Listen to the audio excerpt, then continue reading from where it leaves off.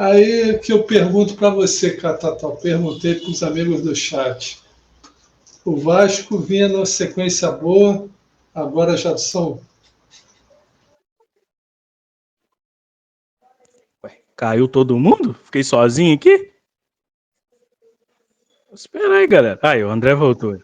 Aí, eu estava falando, o Vasco vem de dois jogos ruins, de derrota.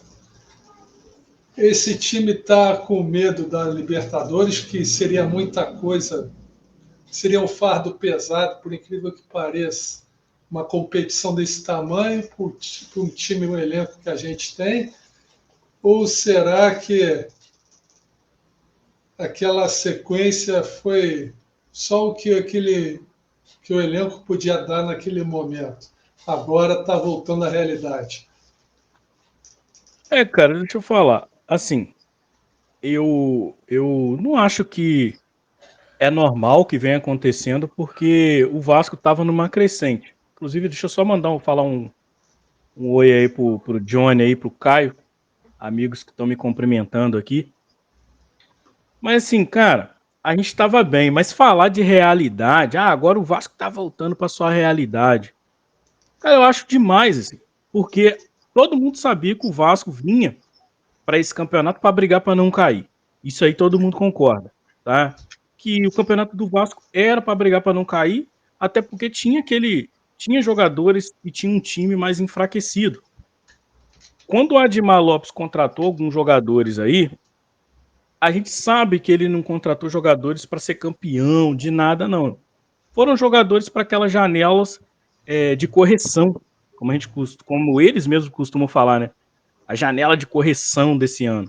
Aí trouxeram alguns jogadores que deram muito certo, né? Com falhas ou não, deram muito certo. Ontem, por exemplo, a gente viu um desses jogadores, sim, cometendo um pênalti bizarro, na minha opinião, mas ainda assim é o cara da nossa zaga ali, né? Então, o Vasco, para mim, perdeu duas chances importantíssimas de chegar numa Libertadores.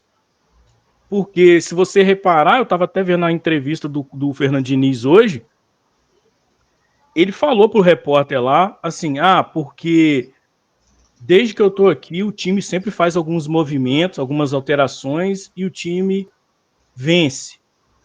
Às vezes eu faço alterações e o time perde, mas as alterações que ele tá falando é o quê? É o time jogar arrumado. Quando ele desorganiza o time perde. Pode ver que as derrotas do Vasco, o Vasco teve recente aí, foi por desorganização. Contra o São Paulo, por exemplo, eu acho que o Vasco deveria ter mantido o mesmo esquema que estava jogando ali no começo do primeiro tempo. O Fernando Diniz mexeu, acabou com tudo. Ontem mexeu mal também.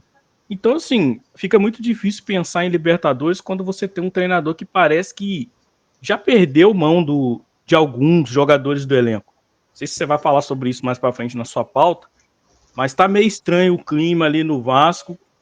E eu já sei o porquê, imagino o porquê, mas para mim Libertadores agora começa a ser um sonho distante pelo Campeonato Brasileiro, porque o Vasco poderia ter pelo menos pontuado ontem contra o Botafogo. O jogo do São Paulo para mim não era um jogo super complicado de vencer, porque os caras vieram tudo desfalcado e o Vasco deixou passar. Então vamos ver aí contra o Juventude como é que vai ser aí sábado. Espero que vença, né? Para pelo menos dar um pouco mais de alívio aí, fazer os 45 logo e ver o que faz aí.